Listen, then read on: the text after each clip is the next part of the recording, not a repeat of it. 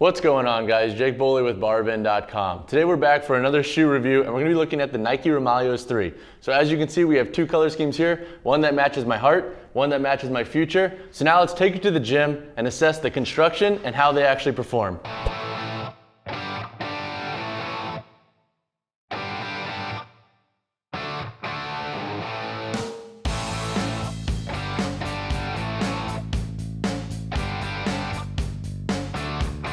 All right, so let's talk performance of the Nike Romaleos 3.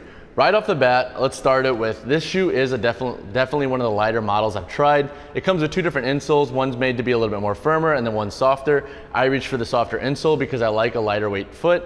I have slower feet, so I tend to like a light shoe just because it helps with my speed. If you have happy feet, that could also be a problem, conversely, so definitely something to consider when looking at the Nike Romaleos 3. In terms of performance, I did 3 different tests, and that was the barbell back / front squat, so I squatted in these shoes plenty. I did the clean pull, and then I did just your normal walking around the gym to assess how they feel, to see how they kind of feel over a long duration of time.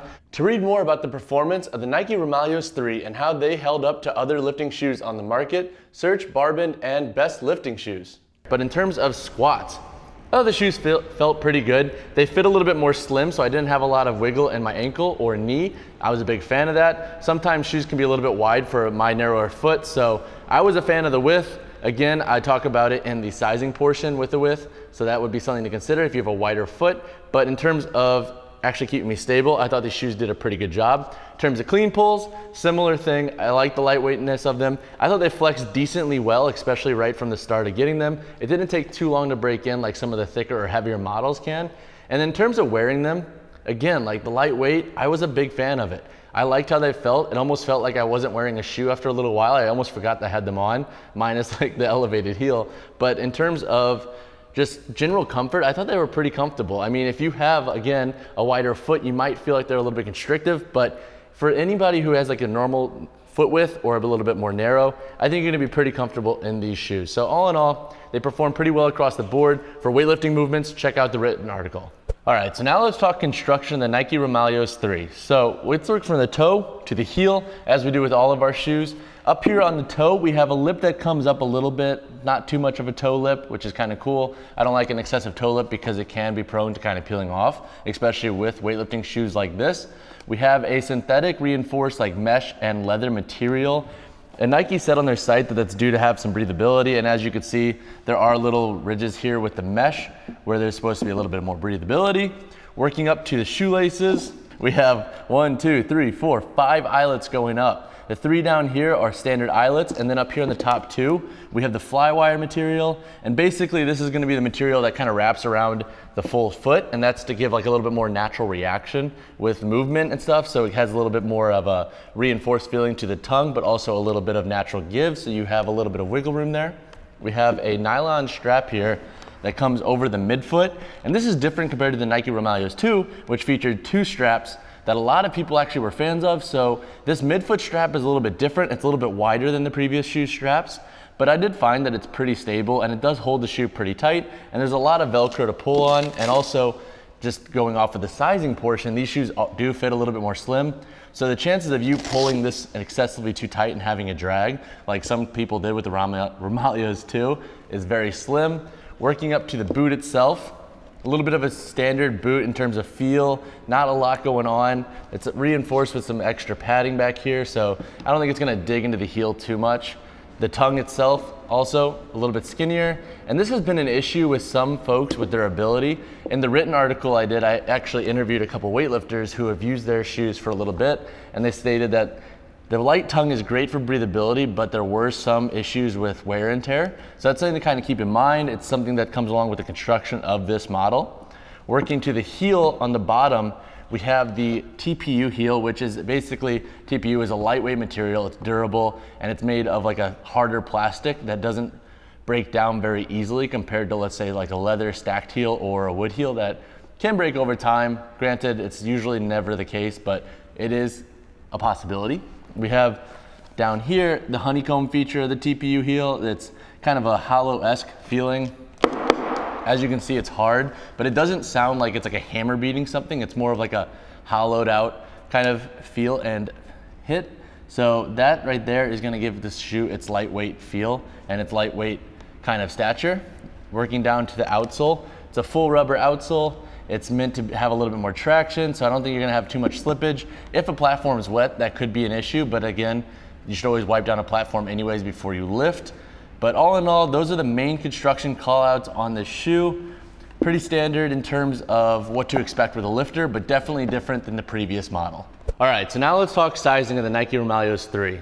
So I am a size 10 foot, and in all of my shoe reviews, I use size 10 shoes, and that's for one specific reason. In my opinion, when you're looking for a new pair of cross trainers or lifters, you know you're gonna have to invest the money, so what I try to do is try to give you guys the best idea of how the shoe is gonna fit so you don't waste your investment with a shoe that doesn't fit well or that doesn't last a long time based on how you feel in it. So I'm a size 10 shoe. I have a size 10 Nike Romaleos 3. And one thing to note before even putting my foot in here is that this model is built a little bit slimmer, and a lot of the athletes I've talked to who use this shoe find it to fit a little bit more snug compared to the Nike Romaleos 2. So if you're used to that model, that is definitely something you should consider, or if you just have a wider foot in general. I have a little bit more of a narrower foot with a kind of a higher arch, so in terms of fit, I'm interested to see how this is gonna feel. Let's put my foot in.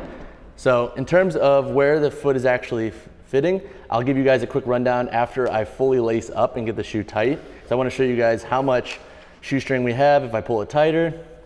I like a little bit of variance in terms of how tight I wear the shoe during different workouts and different movements. So I like having a little bit of extra string. So as you can see, I could double knot, plenty of shoestring here. Now let's strap up. One thing to note is that with the strap difference, I think Nike took the Nike Romaleos 2 critique where the strap was hanging over onto the platform into consideration, because even if I pull the strap as tight as it can go on my foot, there's still a decent amount before it hits the ground, and that's pulling it fully tight, and I really doubt you're gonna wanna lift with the shoe as tight as it is right now because my arch is screaming. So I'm gonna loosen that back up. But let's look where my foot actually fits in here. So here, my pinky toe is rubbing. Here, the base of my big toe is pushing. So in terms of width, I'm pretty maxed out with the shoe. I don't think it's gonna go anymore. The material is a little bit more loose, so it will stretch a bit. But if you have a really wide foot, I would definitely consider that before looking into this model, because you don't want to have your foot hanging over or even stretching out the material to where it's almost unstable in the foot. Granted, that's going to be a very small demographic, and I highly doubt that's really going to be the case for a lot of athletes, but definitely something to note. In terms of toe, so I think this shoe fits really good in terms of length and true to size. I have maybe a ½ inch up here at the end, and I like that personally because I like having a little bit of wiggle room in terms of length, just because of toe jamming in different movements, especially with power movements. So in terms of length, the shoe fits pretty true. In terms of width, it is a little bit more snug, so keep those two things in mind when looking at the Nike Romaleos 3.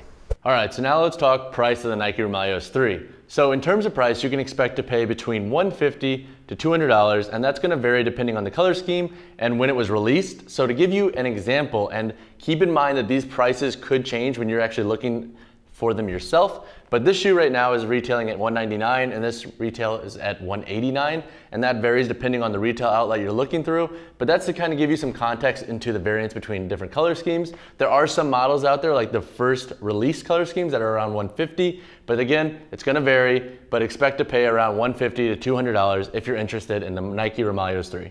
So now let's talk pros that come along with the Nike Romaleos 3. I had 4 pros that I'm gonna list in this video, and 3 of them are general, and 1 of them is kind of personal. So first, I like how they feel. I like their lightweightness, so I like that each insole that it comes with varies a little bit in terms of how much they can weigh, and that's gonna range around like 13 to 15 ounces respectively per shoe, and that's gonna vary depending on what kind of feel you like with the shoe. I like that there's variance. Number 2, I like the heel height. So this has a 0.79 inch heel, or a 20 millimeter effective heel height. So I think that's pretty good. It falls in that 0.75 inch category in terms of heels. I think it's gonna match a lot of lifters' needs comparatively to, like, let's say the 1 inch heel, or like, let's say the 0.6 and something like the Addy Powerlift. Number 3, I like the construction for the most part. I like the lighter weight synthetic mesh material up here with the leather covering it. I think it's a good fit, and I think it fits the foot pretty well, and there's some breathability in the toe. These shoes never feel like they're overly hot over a long duration of time. And the last pro, which I meant was a personal pro, is I like the color schemes of these shoes. So I'm not the hugest fan of the bright color scheme on this one, but I do love the blacked out Nike Romaleos 3, and I do like some of the black and white versions, also some of the versions of gray. So if you care about the aesthetics of your shoe, this could be a good fit depending on your personal taste. So all in all, those are my 4 pros that come along with the Nike Romaleos 3. All right, so now let's talk cons of the Nike Romaleos 2, and as you can see, I have 2. So number 1 is the durability. So some of the weightlifters I talked to when writing my review of the shoe specified that the tongue itself had some wear and tear issues. I could definitely see that because it is a little bit more lightweight. And as we talked about in the construction section, I would be very mindful of how you're adjusting and pulling the tongue up. You don't want to pull one side because, look, it is a little bit more lightweight and it could tear. So that could be a durability issue down the road. In terms of full shoe construction, it's constructed pretty well, but the tongue is definitely a worrisome feature. Number 2 is the price variance. So depending on what color scheme you want, it's going to vary between $150 to $200. Weightlifting shoes in general are an investment, so that's kind of standard across the board in terms of how much they are, but you could find older models for less or even different color schemes. So that is something to kind of keep in mind. If you care about the aesthetics of the shoe and you want, like, let's say a newer color scheme, you might be paying a little bit more or more than you want.